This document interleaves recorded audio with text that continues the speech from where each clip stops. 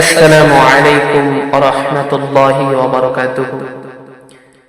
আলহামদুলিল্লাহ, প্রথমেই শুকর আদায় করতেছি সে মহান খালিক মালিক রব আল্লাহ জাল্লা শানুর দরবারে, যে মহান খালিক মালিক রব আমাকে সোশ্যাল মিডিয়ার মাধ্যমে কিছু কথাবার্তা বলার এবং এর পরবর্তীতে যারা শুনবেন এদের শোনার তৌফিক এনায়েত করবেন সেই মহান খালিক মালিক রব মহান রব্বুল ইজ্জাতের প্রতি শুকর আদায় করতেছি আলহামদুলিল্লাহ। এরপর পরেই সাইয়্যিদুল মুরসালিন, ইমামুল মুরসালিন, হায়াতুন নবী, নূর নবী হুজুর পাক সাল্লাল্লাহু আলাইহি ওয়াসাল্লামের কদম মোবারকে লাখো কোটি বার দরুদ সংক্ষিপ্ত আকারে দরুদ পেশ করতেছি সাল্লাল্লাহু আলাইহি ওয়াসাল্লাম। সম্মানিত শ্রোতা, আজকে আমরা কোরআন এবং হাদিসের আলোকে জানার চেষ্টা করব কোন হক্কানি ওলি আল্লাহর হাতে বায়াত হওয়া যাবে কিনা, মুরিদ হওয়া যাবে কিনা, পীর মুরিদি জায়েজ কিনা। আমি কিছু সাময়িক সমস্যার কারণে আরবি তরজমা বা আরবি বলতে পারতেছি না, বাংলা বলে দিচ্ছি। আয়াত নম্বর আমি বলে দেব, আপনারা সকলে সেটা দেখে জেনে নেবেন ইনশাআল্লাহ।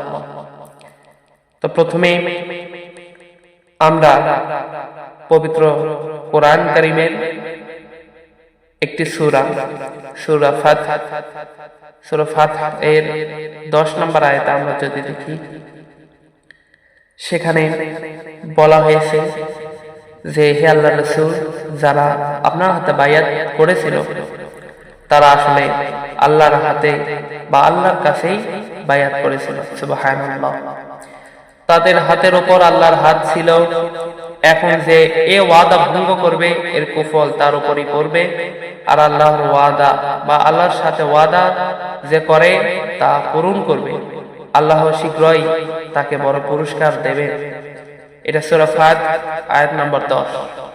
এর পরের আয়াতে আমরা যদি দেখি, একই সূরা ফাত আয়াত নম্বর 18, সেখানে বলা হয়েছে হে আল্লাহর রাসূল সাল্লাল্লাহু আলাইহি ওয়াসাল্লাম, আল্লাহ তাআলা মুমিনদের প্রতি সন্তুষ্ট হয়ে গেলেন যখন তাকে গাছের তলায় আপনার কাছে বাইয়াত গ্রহণ করেছিল।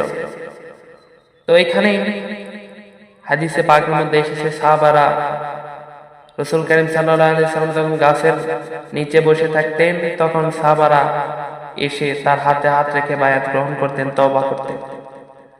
তাদের মনের অবস্থা তার জানা ছিল, তাই তিনি তাদের উপর সান্ত্বনা নাযিল করলেন এবং পুরস্কার হিসেবে নিকটবর্তী বিজয় দান করলেন। সুবহানাল্লাহ, এটা সূরা ফাত এর আয়াত নম্বর 18।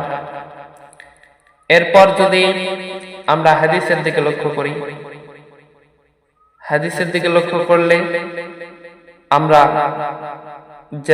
দেখতে পাবো যে সহিহ হাদিস থেকে আমি আলোচনা করব। এর আগে যে আয়াতগুলো বললাম এরকম আরো আয়াত রয়েছে, সেগুলো বলতে গেলে অনেক সময় লাগবে।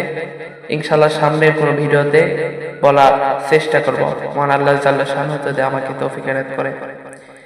এরপরে সহিহ হাদিস থেকে আমরা জানতে পারবো মুসলিম শরীফের হাদিস, সেখানে বলা হয়েছে হযরত আব্দুল্লাহ ইবনে ওমর রাদিয়াল্লাহু তাআলা আনহু তিনি বলেন, আমি রাসূলুল্লাহ সাল্লাল্লাহু আলাইহি সাল্লামকে বলতে শুনেছি, যে ব্যক্তি আনুগত্য থেকে তার হাতকে খুলে ফেলল, কিয়ামতের দিন সে আল্লাহর সাক্ষাৎ করবে এমন ভাবে যে তার বলার কিছু থাকবে না।